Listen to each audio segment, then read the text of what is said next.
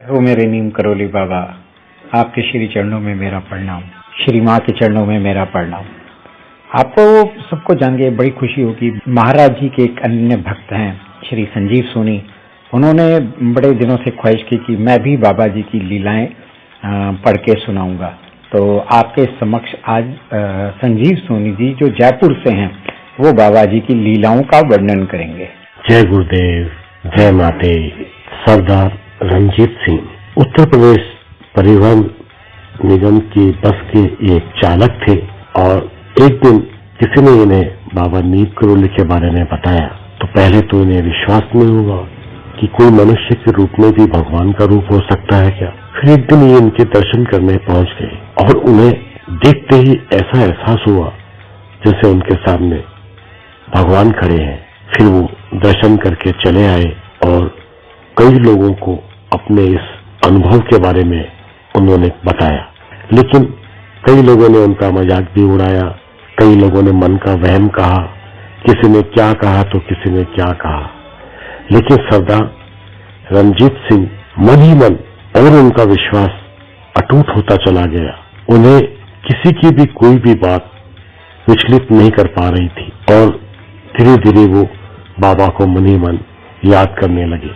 एक दिन वो बस चला रहे थे हाईवे पर, यूपी की सड़कों पर, तब उन्हें अचानक बाबा का ख्याल आया और मन ही मन उन्होंने बाबा को दर्शन देने की प्रार्थना की। और जब उन्होंने बस चलाते चलाते सामने देखा तो दूर उन्हें पीछे से कम्बल ओढ़े हुए बाबा सड़क पर चलते हुए दिखाई दिए। ये देखकर सरदार रंजीत सिंह आश्चर्यचकित रह गए। उन्हें यकीन नहीं हो रहा था कि ये बाबा ही जा रहे हैं क्या। ये कैसे हो सकता है कि कोई बस से तेज पैदल चला जा रहा हो। उन्होंने पूरी स्पीड में बस चलानी शुरू कर दी, लेकिन बाबा का फासला खत्म नहीं हुआ। बाबा पैदल चलते रहे और बस उनके पीछे पीछे चलती रही, लेकिन बाबा के आगे नहीं जा पाई। अब तो सरदार रंजीत सिंह का हृदय गदगद हो उठा और वो बाबा का जय जयकार करने लगे। तभी उन्होंने देखा कि बाबा गायब हो गए और थोड़ा आगे जाने पर उन्होंने देखा कि बाबा एक पहाड़ पर चले जा रहे हैं। जो दूर से पहाड़ दिखाई दे रहा है, बाबा उस पर चले जा रहे हैं। सरदार रंजीत सिंह ने सारे बस यात्रियों को बाबा को दिखाया और बाबा की कहानी बताई। सारी बस बाबा की जय जयकार करने लगी और सारी बस के यात्रियों को सरदार रंजीत सिंह ने बाबा का भक्त बना दिया और सभी ने बाबा का आशीर्वाद लिया और अपना अपना जीवन सफल बनाया। जय नीम करोली बाबा। मैं आपको एक ऐसे कमिश्नर साहब की कहानी सुनाने जा रहा हूं जो सत्य घटना है। बात बरेली की है। उनका नाम था लखपत सिंह रघुवंशी। वो बरेली के कमिश्नर थे और सब कुछ ठीक चल रहा था। उन्हें हर तरफ से सब कुछ मान सम्मान और सब कुछ उन्हें मिल रहा था।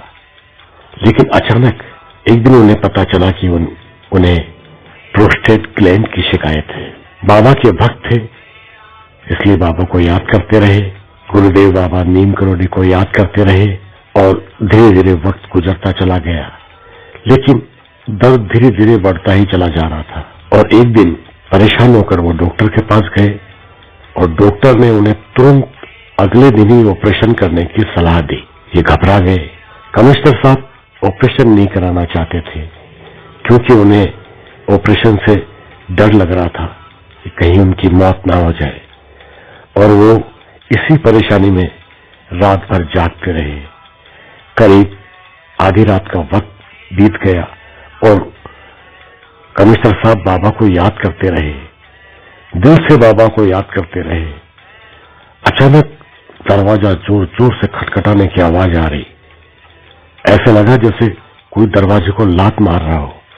उन्हें डर लगा कि कहीं डाकुओं ने आक्रमण तो नहीं कर दिया है, क्योंकि कुछ डाकू कमिश्नर साहब के दुश्मन बन चुके थे और वो उन्हें धमकी भी दे चुके थे। वो मन ही मन बाबा का नाम लेते हुए कमिश्नर साहब ने दरवाजा खोला तो ये देखकर आश्चर्यचकित रह गए कि बाबा नीम करोली थे।